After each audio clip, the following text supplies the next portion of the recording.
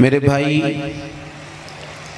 اس امت میں نبی پاک صلی اللہ تعالیٰ علیہ وسلم کے بعد نبی کوئی نہیں آئے گا، لیکن اس امت کا یہ اعزاز ہے کہ ولی قیامت تک اس امت میں موجود رہیں گے۔ لیکن ولی کا مطلب یہ نہیں ہے کہ جس کی تعریف اس کے مرید کر دیں، جس کی تعریف اس کے بیٹے کر دیں، جس کی تعریف اس کے عقیدت مند کر دیں، جس کی تعریف کو 10-15 لوگ کر دیں، یا میری طرح جو پگڑی بڑی باندھ لے، جو بادشاہ پہن لے، ولی ہو جاتا ہے۔ ولی کا معنی ہے دوست، اولیاء اللہ، اللہ کے دوست۔ سب سے پہلے تو یہ سمجھ لیں کہ ولی کی ترجیح اللہ رسول ہوتے ہیں، بندے نہیں۔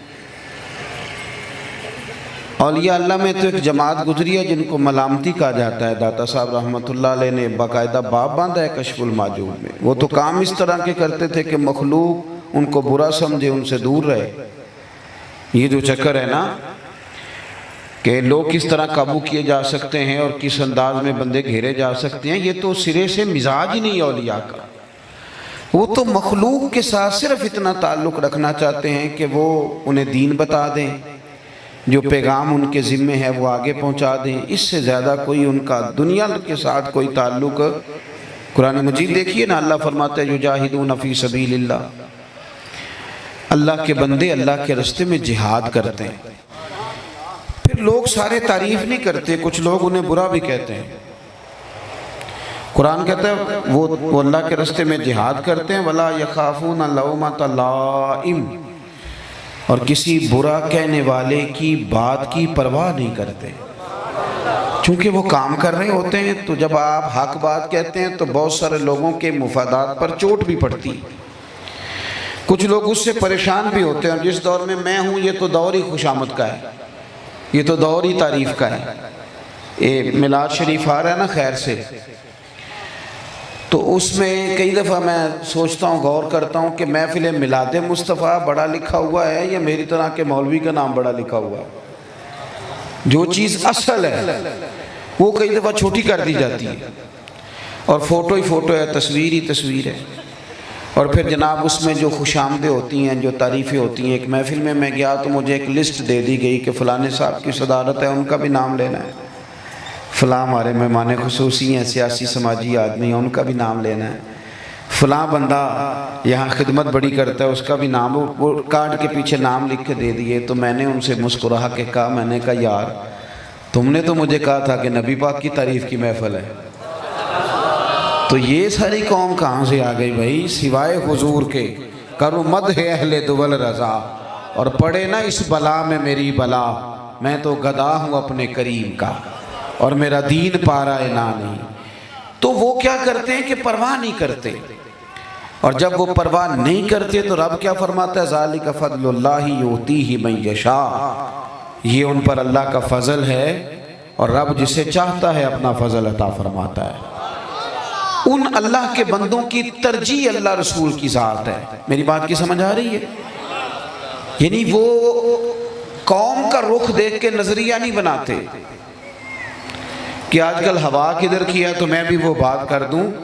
وہ کوئی ان کا سیاسی رنگ نہیں ہوتا کہ آج کل کون سی پارٹی زیادہ مضبوط ہے تو اس میں شامل ہو جاؤں۔ وہ قومی رنگ دیکھ کے اپنا نظریہ نہیں بدلتے، ان کا تو نظریہ اللہ رسول کو راضی کرنا ہوتا ہے۔ ترجیح ان کی رب رسول ہے، ترجیح، باقی ہر چیز ثانوی حیثیت رکھتی۔ وہ دوست ہیں پر اللہ کے۔ سب سے پہلے اس بات کو سمجھ لیں، آپ کو خود بخود خوشبو آ جائے گی، آپ کسی بندے کے پاس بیٹھے پتہ چل جائے گا۔ کوئی لمبی بات نہیں، کوئی اس کے لیے بڑا معرفت والا ہونا ضروری نہیں، پتہ چل جائے گا بندہ دنیا دار ہے کہ دین دار ہے، آپ کو پتہ چل جائے گا۔ حضرت رومی فرمایا کرتے تھے، آپ فرماتے تھے میں نے بڑے بڑے بہترین دینی لباسوں میں دنیا دار لوگ دیکھے، اور میں نے بالکل دنیا کے لباسوں میں دیندار لوگ دیکھے۔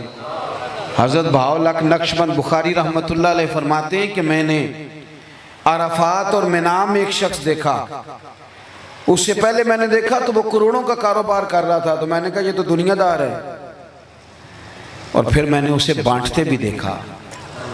فرماتے ہیں آخر میں نے اس کے دل پہ توجہ کی تو اس کا دل ایک منٹ کے لیے بھی اللہ کی یاد سے غافل نہیں تھا۔ شاید اسی لیے حضور نے فرمایا ہے، ترمذی شریف کی حدیث ہے، فرمایا تو سچ بول کے تجارت کر، اللہ قیامت کے دن نبیوں کے ساتھ جگہ عطا فرمائے گا۔ تو سب سے پہلے تو آپ اچھی طرح اس بات کو سمجھ لیں کہ اللہ کا ولی دوست کس کا ہوتا ہے؟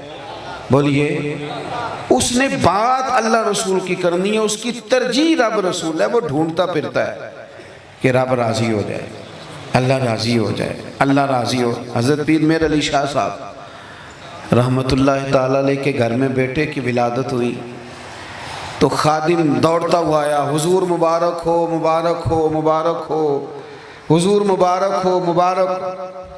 پیر صاحب رحمت اللہ علیہ کو وجد ہو گیا، اللہ اللہ اللہ کہتے کمرے سے باہر آ، خیر ہے کیا ہوا؟ عرض کی حضور اللہ نے آپ کو بیٹا دیا ہے۔ تو آپ فرمانے لگے اللہ تجھے جزا دے، تو نے اچھی خبر سنائی، یہ نعمت ہے اور وقت مقام شکر کا ہے، پر جب تو مبارک مبارک پکار رہا تھا تو میرا دل وجد کر رہا تھا کہ شاید تجھے یہ خبر مل گئی ہے کہ میر علی شاہ سے اللہ راضی ہو گیا ہے۔ میں تو کچھ اور سوچنے لگا تھا، اس لیے کہ میرے لیے باعث مبارک وہ دن ہوگا جب مجھے یہ پتہ چلے گا کہ میرا رب مجھ سے۔ تو سب سے پہلے تو یہ یاد رکھیں کہ وہ بندہ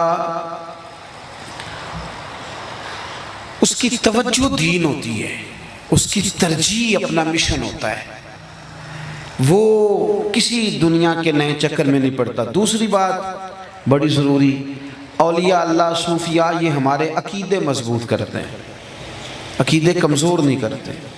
یہ لوگوں کو تعویذ دھاگے کے اور لوگوں کو استخارے کے اور حساب لگانے کے اور تیرا پتہ کرنے کے اور تو جو ہو جائے گا بس تیری کام تیرا، ان چکروں میں ڈال کے لوگوں کو کمزور نہیں کرتے، یہ لوگوں کے عقیدے مضبوط کرتے ہیں۔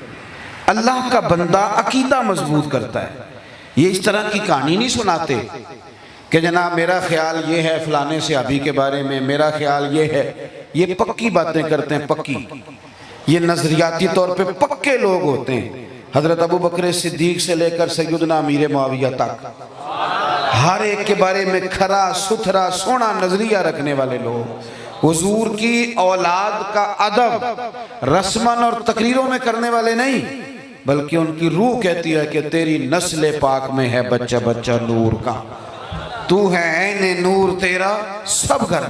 پکے نظریات کے لوگ، کچی پکی باتیں نہیں، پل پلی نہیں، کوئی نئی چادر ڈال کے کوئی نئی سٹوری نہیں، وہ جس پر اکابرین نے پہلے سے مور لگا دی، ان نظریات۔